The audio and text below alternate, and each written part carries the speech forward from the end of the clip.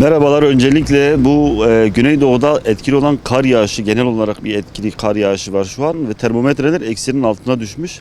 Bu havalarda sürücülerimizin özellikle çok fazla dikkat etmesi gerekiyor. Öncelikle periyodik bakımlarımıza normalinden fazla bir önem göstermemiz gerekiyor. Kış lastiği çok önemli. Özellikle karın donduğu noktalarda teker zincirlenmesini yapmamız gerekiyor. Zinciri takmamız gerekiyor. Ondan sonra antifrizimizi çok iyi kontrol etmemiz gerekiyor. Yağ bakımını aynı şekilde kontrolümüzü sağlamamız gerekiyor. Daha sonra buzlu yollarda özellikle fren mesafemizi, takip mesafemizi korumamız lazım. Onun dışında arabanın kayma durumlarında özellikle frene basmamaya dikkat etmemiz gerekiyor. Arabayı kendi haline bırakmamız lazım ki araba kendi hızında gitsin.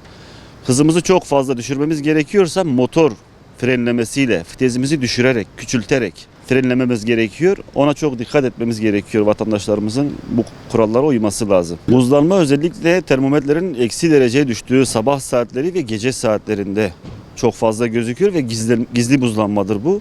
Çok fazla görmeyiz ama buzlanma vardır yerde.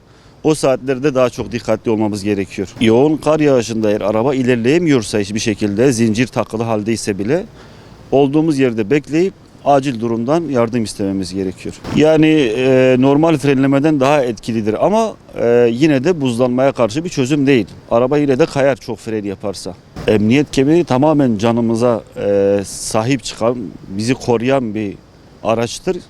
Onun muhakkak takılması ve dikkat edilmesi gereken bir araçtır arabalarda. Sürücülerin dikkatsizliğine bağlı. Özellikle kısa mesafedir diye rahat sürüşler yapılır. Çok dikkat edilmez. Algıları kapalır. Başka şeylerle oyalanırlar. Telefon görüşmesidir, telefonla oynamadır. O durumlarda daha çok tehlike yaşanabilir. Sürücüler kazanın durumuna göre aslında davranmalı. Yani yaralanma varsa bir kazada hemen acil, yani zaten acil yardıma haber verilmeli. Yapılabilecek gerekli bir müdahale varsa yapılmalı. Tabii bunlar kontrol dahilinde, yaralıya da fazla zarar verilmeyecek şekilde müdahale edilmesi gerekiyor. Onun dışında acil yardımdan yardım istenmesi daha doğru olur. Zincir takma ve sökme konusunda en çok yapılan yanlışlar genellikle buzlu olmayan ortamlarda zincir takılıyorsa o lastiğe zarar verebilir. Buzlanma varsa, kar fazlaysa takılır. Zaten zincir buzun üzerinde değil, karın içinde takılır. Buzun içinde yine kayar. Çünkü onu kırar. Buzu kırar, bu sefer yine sıkıntı yaşar. Bu kış aylarında özellikle eksi derecelere düştüğümüz bu günlerde hepsinin dikkatli ve daha sakin, yavaş, biraz da empati kurarak gitmesini.